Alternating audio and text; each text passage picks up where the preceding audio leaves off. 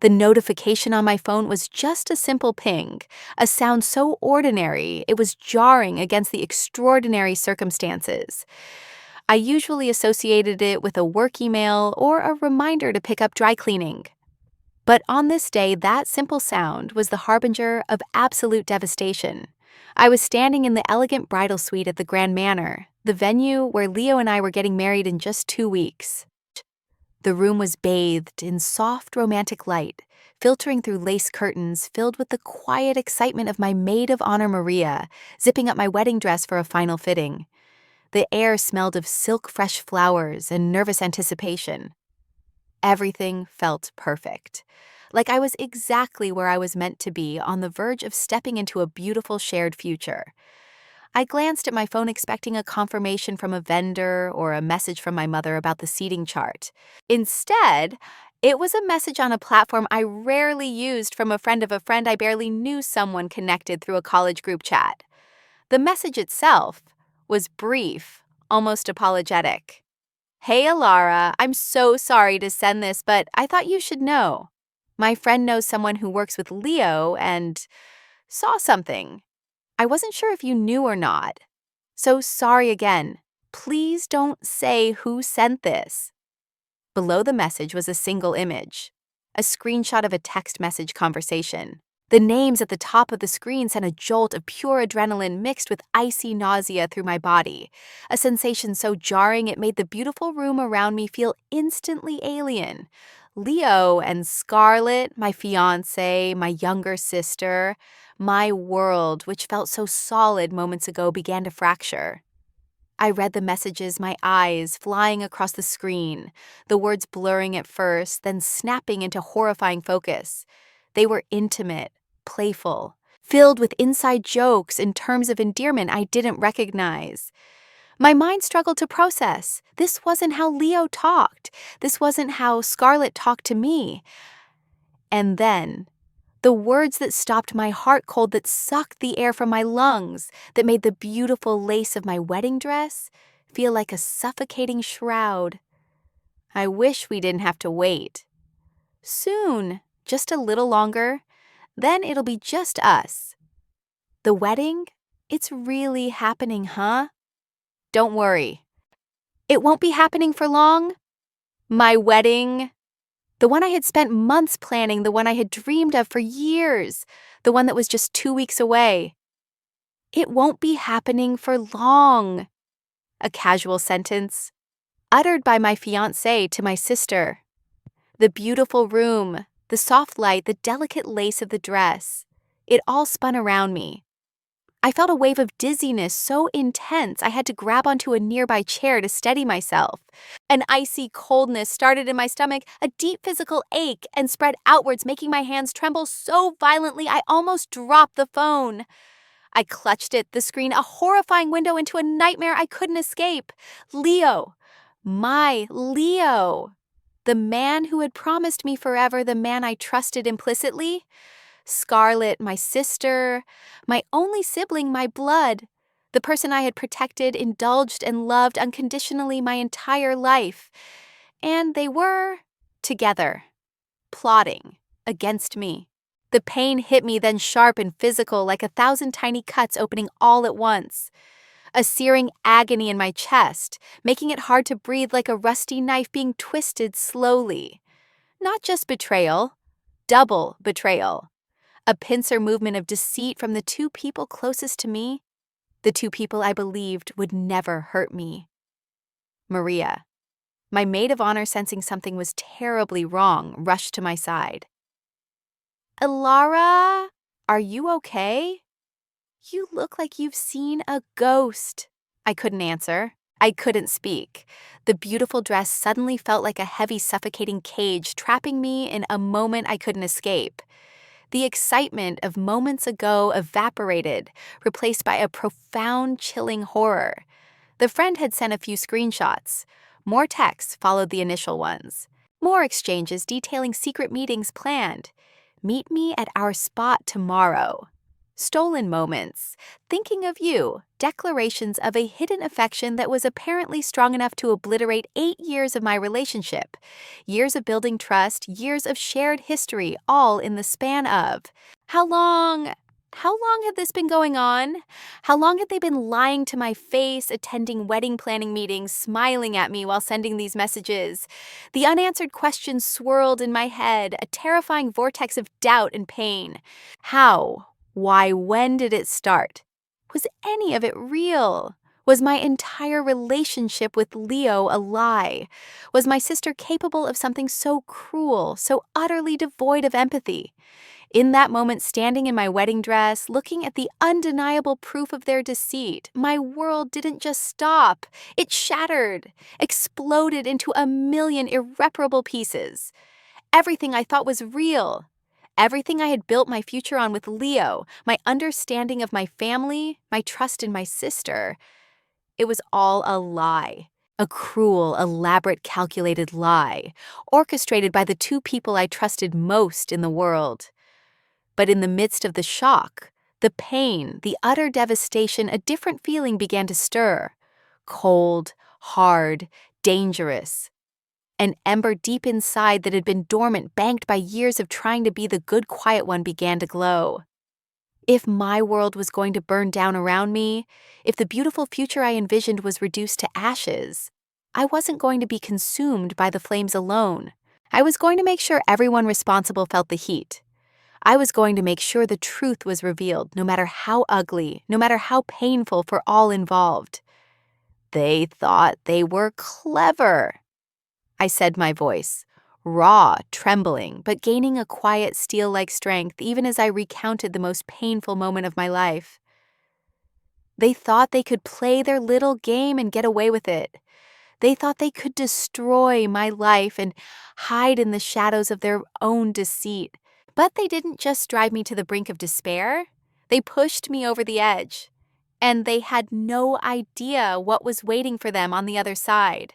To understand how the perfect picture of my life was shattered by two people I loved more than anything, I continued, my voice shifting, becoming distant, reflective, telling the tale of a life built on a foundation that was secretly crumbling. And why I decided that exposing every single ugly truth was the only path forward, no matter the cost to them or to my family. I have to go back to the promises they made and the lies they hid, back to the way things always were. My life with Leo wasn't a whirlwind romance. It was a steady, comforting burn.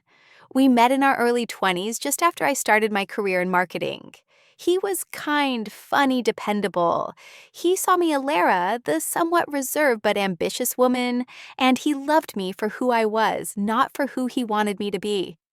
We built a relationship on mutual respect, shared dreams, and unwavering trust. We talked for hours about everything, and nothing supported each other through career ups and downs, navigated the complexities of life hand in hand. He was my best friend, my confidant, the person I imagined growing old with, sharing quiet evenings and big adventures. Our love wasn't dramatic or flashy. It was a quiet, solid foundation built on shared values and mutual respect. When he proposed 2 years ago on a hike, we both loved a place that held special meaning for us. I said yes with my whole heart, tears of joy in my eyes. Planning the wedding felt like the natural, joyful next step in a life I was certain we would share forever, a life where we would continue to support and cherish each other.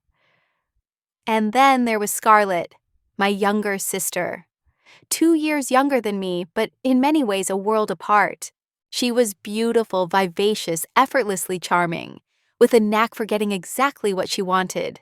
She had a magnetic personality, drawing people in, always the center of attention in any room she entered.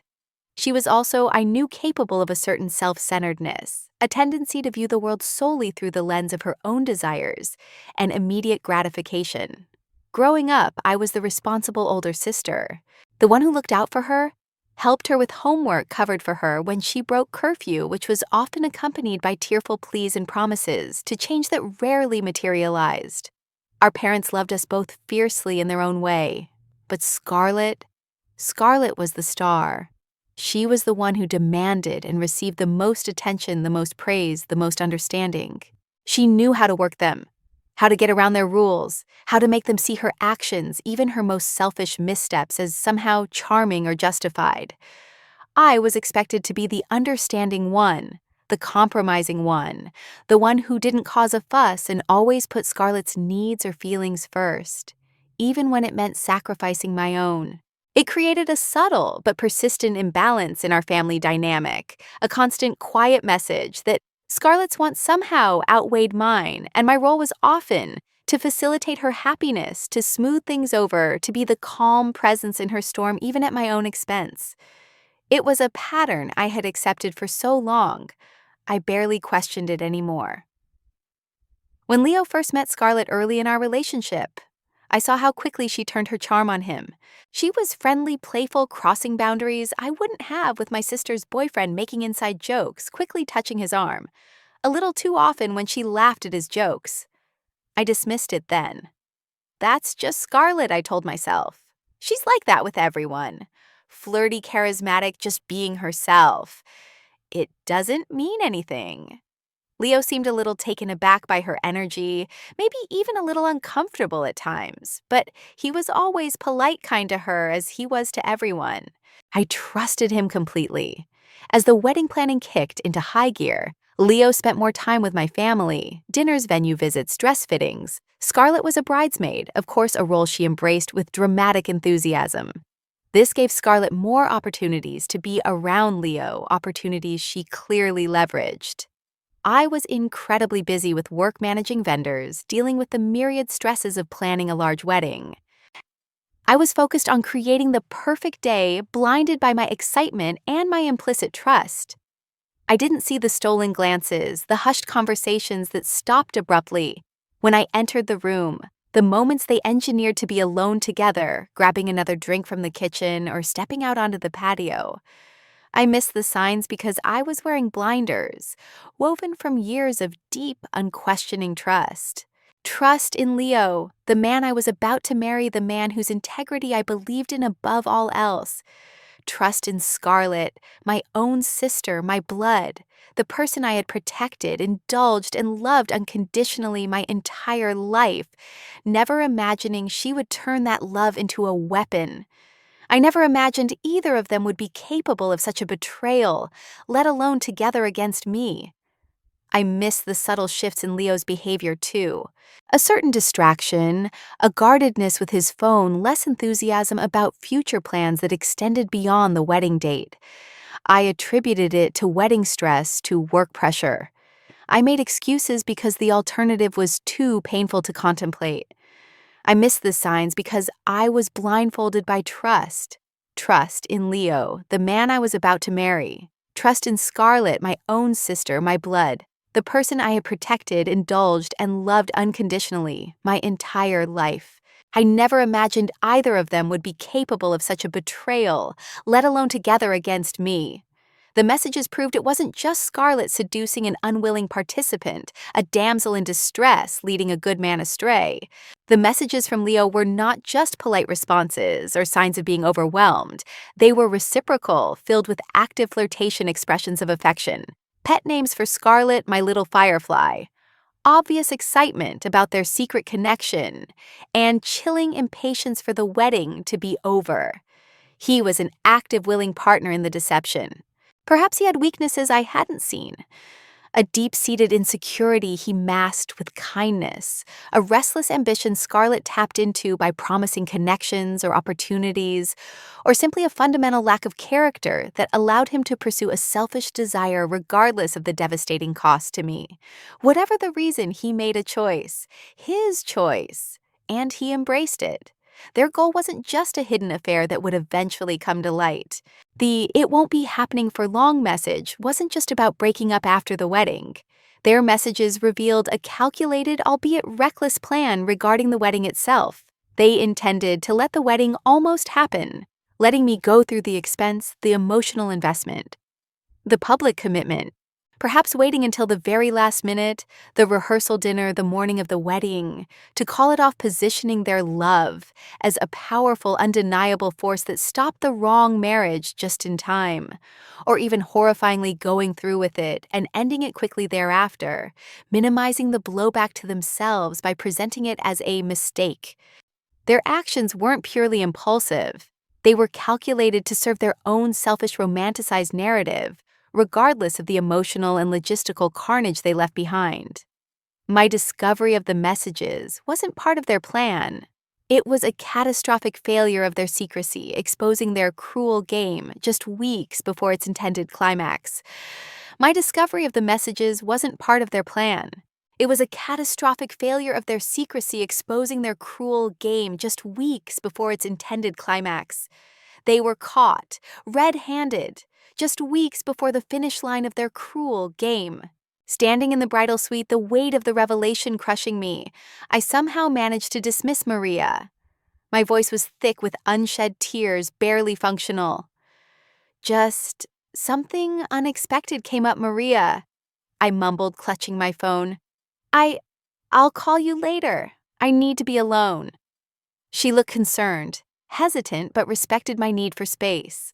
Alone, I sank onto the velvet chair, the dress pooling around me, the beautiful fabric feeling like a cruel mockery, a symbol of the life that no longer existed. I scrolled through the messages again and again, reading the horrifying words, the casual intimacy, the chilling indifference to my feelings. My mind struggled to comprehend the depth of the deception. The betrayal from Leo was a jackhammer to the foundation of my life, shattering the trust I had placed in him. The betrayal from Scarlett, that was like finding out my own reflection was holding the jackhammer, actively participating in the destruction. My initial instinct was to disappear, to curl up in a ball and hide from the world, from the pain, from the shame. But the anger, the cold fury that was building beneath the pain, wouldn't let me. They didn't get to destroy my life and walk away unscathed, leaving me in the rubble. They didn't get to control the narrative of what happened. I knew even in that initial shock that I needed a plan, a response, and I needed support. I called Maria again, my voice thick with tears but firm. I sent her the screenshots. Her response was immediate, the sound of her voice filled with the righteous anger I couldn't yet fully express. "Oh my God, Alara, I'm so sorry. That's absolutely monstrous. Both of them. How could they? What do you want to do?" Maria came over immediately. She didn't try to minimize my pain or offer platitudes. She simply held me, while I finally let the sobs rack my body, releasing the initial wave of shock and grief. She listened while I broken and raw pieced together the timeline, the moments I had overlooked, the subtle signs I had missed, seeing them now through the lens of betrayal. The laughter that stopped abruptly when I entered the room. The hushed conversations. The way Scarlett always seemed to gravitate towards Leo during family gatherings, always finding a reason to interact with him. The pit in my stomach I had dismissed as wedding stress. After the initial wave of grief and shock passed, the anger remained cold, hard, and focused. "I'm canceling the wedding." I said the words tasting like ash in my mouth, stating the obvious yet devastating truth. "Obviously." "Good," Maria said firmly, her gaze steady. And then, I said, my voice gaining strength, the vision clearing cold and sharp. "I expose them, both of them, to everyone, to our families, to our friends, to their colleagues. They don't get to do this and hide in the shadows. They don't get to control the narrative, spinning a story about finding true love or a misunderstanding. The truth is ugly, and they need to face it publicly." Maria agreed. We started planning. This wasn't going to be a messy emotional outburst on social media that could be easily dismissed or twisted. It was going to be a strategic public revelation designed to control the information and ensure accountability. I drafted a statement.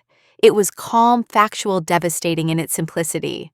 It stated that due to unforeseen circumstances and a recent discovery, The wedding between Alara Vance and Leo, Leo's last name, was canceled effective immediately. It included a link to the screenshots, unedited, raw, the undeniable proof, the truth plain for everyone to see without my emotional commentary. Maria, with her network in public relations and social media, knew exactly how to ensure this statement reached the right people quickly and effectively. Not just our wedding guests via email, but key people in our social circles, in Leo's profession, in Scarlett's world, her college network potential employers' social circles. Before releasing the statement to the wider guest list, I had the hardest, most agonizing conversations with Leo, with Scarlett, and with my parents. I called Leo first. His voice was apprehensive when he answered, knowing I had seen the message, his pathetic attempts at damage control already failing. Alara, oh God, Alara, we need to talk, please. I know, I said, my voice flat, devoid of emotion, a stark contrast to the storm raging inside me. I saw the messages, Leo. Silence. Then a rush of panicked words. Apologies, excuses, claims of being confused, overwhelmed by Scarlett's attention. That it was a mistake, that he still loved me. That Scarlett had pursued him relentlessly, that he didn't know how to handle it. I cut him off, my voice like ice. Don't blame Scarlett, Leo. I saw your replies, your pet names for her, your excitement about soon, about the wedding not happening for long. You weren't an innocent bystander, overwhelmed by a femme fatale. You were an active, willing participant. You chose this, every step of the way. Every secret meeting, every stolen moment, every loving text. Don't insult my intelligence by pretending otherwise. Don't try to shift the blame. His pathetic attempts to shift responsibility only solidified my contempt for him. He wasn't confused. He was complicit. He wasn't a victim. He was a willing betrayer. It's over, Leo, I said, my voice cold, final. We're over. Don't ever contact me again. Don't try to explain. There is no explanation that justifies this. I hung up before he could respond further, cutting him out of my life with the same coldness he had shown towards our relationship. Then Scarlett. She was more volatile, more manipulative, less likely to admit fault. When I confronted her, she initially tried feigning shock, then tears, then outrage, that I would accuse her own sister based on some out-of-context messages. Alara, how could you think that those messages? They're nothing. They're out of context. It's a misunderstanding. A misunderstanding, Scarlett. I sent her the screenshots directly, the undeniable proof staring back at her. It won't be happening for long, a misunderstanding is just a little longer. Then it'll be just us. A misunderstanding is meeting in secret and exchanging loving messages with my fiancé, a misunderstanding. Her facade of innocent outrage crumbled. The fake tears stopped. Her eyes, usually full of manufactured innocence, blazed with a cold, hard anger, a raw selfishness I had seen glimpses of my entire life. Fine. She spat, her voice dripping with resentment. So what? Yes, we love each other. It happened. You were too blind to see it. You were too busy with your perfect, boring life. Perfect life. I laughed, a short, bitter sound that held no amusement. My life was perfect because I thought I had you, Scarlett, my sister, my blood. The person I always protected, indulged, and loved unconditionally. The person who just stabbed me in the back weeks before my wedding. The person who planned to stand by my side as my bridesmaid while secretly planning to take the groom. I didn't wait for her reply. I hung up. The conversations were brutal, agonizingly painful, but necessary. I needed them to know I knew. I needed them to hear it from me directly before the rest of the world found out. It was a small act of reclaiming my power in a situation where I had been made to feel utterly powerless. The hardest conversation came next, with my parents. I drove to their house, Maria by my side, for strength and support. We sat them down, and with a voice that trembled despite my resolve, I explained everything. I showed them the messages. I laid bare the extent of the betrayal. I expected shock, yes. I expected anger directed at Scarlett and Leo. I expected them to wrap their arms around me and denounce their actions to offer comfort and unwavering support. Their reaction was not what I expected. Not at all. Initially, they were shocked by the messages. My mother gasped, her hand flying to her mouth. My father looked horrified, his face pale. But as the minutes passed, as the reality of the situation sank in, their shock turned not into outrage on my behalf, but into damage control and protection of Scarlett. "Oh, Alara!" My mother said, her voice soft pleading, already downplaying the severity, subtly making excuses. "Are you sure about this? Messages can be misinterpreted. Maybe it's not what it looks like." "Interpreted, Mom?" I said, my voice rising slightly, disbelief warring with pain. "They're planning for my wedding to be not happening for long. They're talking about soon it'll be just us. How else can that be interpreted?" "Are you saying you don't believe the evidence?"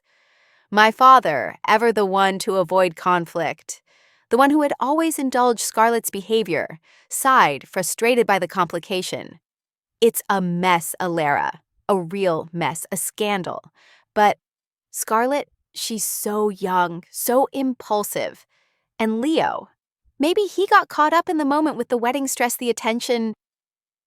They were already making excuses for both of them, minimizing their calculated deceit. Caught up. I stared at them in disbelief, heartbroken by their blatant bias.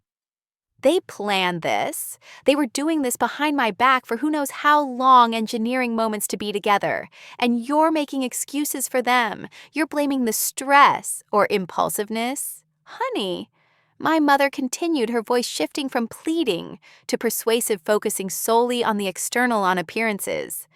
"The wedding. Everything's booked. The venue, the caterer, the guests are invited. The deposits are paid. What are people going to say? The shame. A canceled wedding. We can't do that now." "Cancel," I repeated, stunned by their priorities. "Mom, they were planning to either not show up or end the marriage immediately. They were mocking the wedding itself in their texts. You want me to go through with it, to stand at the altar knowing the groom and my sister are planning to be just us. Maybe you can just talk to Leo." My father suggested again, his face etched with worry, not for my broken heart, but for the impending social disaster. "Maybe it was just a moment of weakness. Maybe you two can still make it work. For the family's sake, for appearances, for reputation."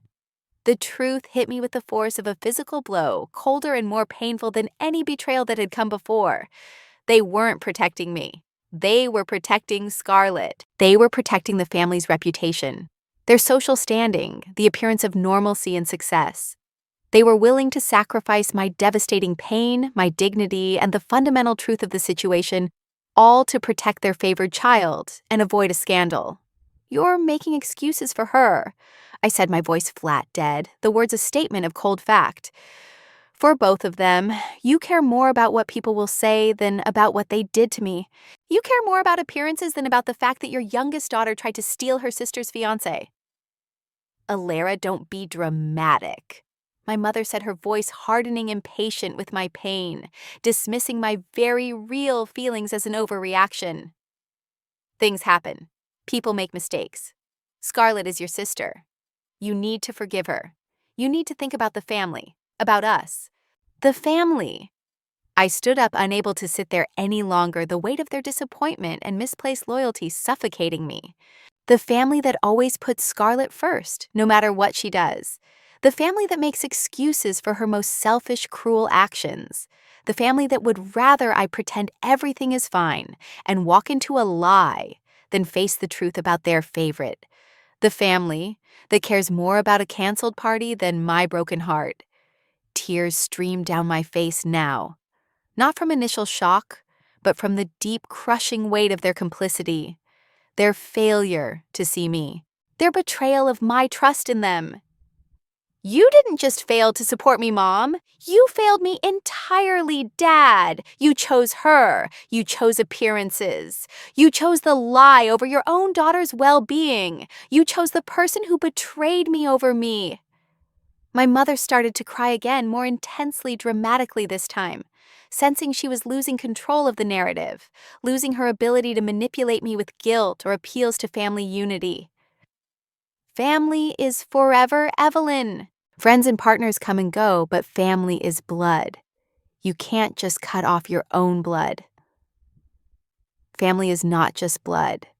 Mom, I countered, my voice firm, stating the truth I had learned through painful experience and the unwavering support of people who actually valued me. Family is love, family is respect, family is showing up. Family is caring about someone's feelings, even when it's inconvenient. Family is being present for the big moments and the small ones, not just the ones that look good from the outside. You haven't been that family for me. Not when it mattered most. My family, my real family, are the people who will be there for me now, who see the truth and stand by it. She wailed, a sound of pure wounded entitlement of a parent who suddenly realized their child was no longer theirs to control or dismiss, whose long-held patterns of favoritism had finally backfired. You'll regret this, Alara. When we're gone, you'll be alone. You'll wish you had us, you'll see. A profound sense of peace settled over me, deeper and more solid than I'd ever felt before. It wasn't sadness anymore, or regret, or fear of being alone. It was the quiet, unshakable certainty that I had made the right decision. The only decision. The decision to finally choose myself, to protect my own peace, my own dignity over their expectations, and a lifetime of pain. I don't think I will, Mom, I said calmly, honestly, looking at them without flinching. I don't think I'll regret choosing peace and respect and genuine love over obligation and pain, and a history of being left out and lied to. I didn't wait for her response for her next attempt at manipulation. I said, "Goodbye, Mom. Goodbye, Dad." And I walked out of their house, leaving them standing in the living room, surrounded by the wreckage of their own, making the echoes of their favoritism finally silenced by my departure. The phone immediately began ringing again, almost before I set foot outside their door. And again, texts poured in from my siblings, Michael, Chris, Josh, Rachel, and various aunts and cousins who had heard the news either from my parents' panicked calls or the initial ripples of the scandal beginning to spread. A barrage of anger, confusion, accusations. Scarlett's texts were particularly vicious, cutting, laced with the familiar cruelty I had grown up with, now amplified by exposure. "You're just doing this for attention," she texted. "Trying to ruin us, you're pathetic, you're just jealous." Initially, the old programming kicked in. The muscle memory of wanting to defend myself, to explain, to justify my actions, to fight back against the distorted narrative they were already spinning on social media and with other relatives. "She's gone crazy. She's making things up. She's always been dramatic. Remember the 6 months she was grounded? But Maria stopped me." She had followed me out, sensing my need. She found me standing by my car phone and hand the barrage of messages a physical weight. "Don't, Alara," she said, gently taking the phone from my hand. "Don't engage. Don't reply. They don't want to understand. They want to hurt you because you finally took away their power to hurt you on their terms. They want a reaction, a fight, something they can control. Don't give it to them. Your truth isn't for them to understand right now. It's for you. Let them be angry. Let them talk. Their anger isn't about you not inviting them to the wedding, not entirely. It's about them realizing you won't play their game anymore. It's about them losing control. You don't owe them an explanation. You don't owe them your peace." She was right. I didn't owe them anything. Not my time, not my energy, not my emotional well-being. They had made me feel invisible, unimportant, and consistently hurt for years. Now I was taking back control of my own visibility, my own life, my own happiness. With Maria's unwavering support and the help of my legal counsel, who advised me on protecting myself from potential defamation, I did it. One by one, I blocked their numbers. I unfollowed and muted them on social media. I removed myself from the toxic family group chats. I cut the cord decisively and completely. The initial silence that followed felt strange, even lonely at times. The absence of their chaotic presence, their demands, their criticisms, their performative affection.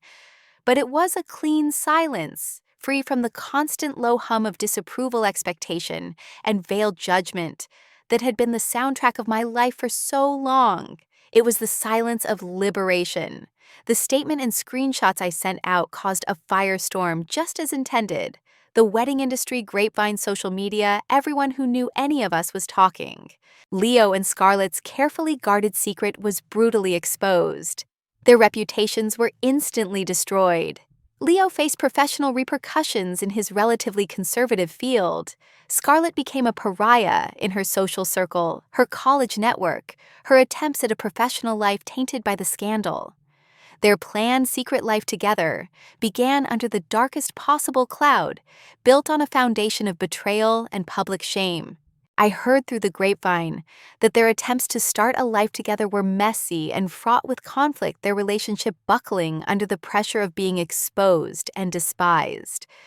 My parents faced intense social scrutiny and criticism from friends, neighbors, and extended family, who were appalled by their reaction to the betrayal and their perceived attempt to cover it up and protect Scarlett. The shame they had tried so desperately to avoid consumed them. They were ostracized by many who had been invited guests, their carefully constructed social facade shattered. The fallout was immense, but amidst the chaos, something else happened. My friends, led by Maria, rallied around me, fiercely protective and supportive.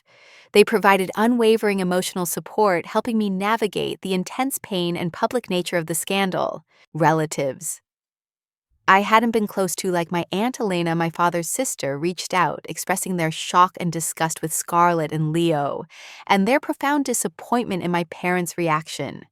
They chose to stand with me, the injured party, the one who had been wronged, offering a different kind of family connection, one based on principle and empathy.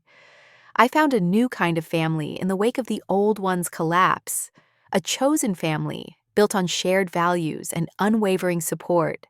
My professional life, instead of being negatively impacted by the very public scandal, took a surprisingly positive turn. My boss, who had been invited to the wedding and received the email with the screenshots, called me. He expressed his deepest sympathy for what happened, his admiration for my strength and integrity in handling such a devastating situation with grace and truth. He didn't see my actions as causing drama, but as courageously standing up for myself and the truth. He offered me a major opportunity at work, a significant promotion, and a lead role on a high-profile, challenging project, citing my ability to handle crisis, prioritize truth, and demonstrate resilience under immense pressure, as qualities he valued immensely. It was a lifeline, a validation that my value wasn't tied to my failed relationship or my dysfunctional family, but to my character and my capabilities. The months that followed were a painful process of healing. Therapy was crucial in navigating the trauma of the dual betrayal and the profound disappointment in my parents.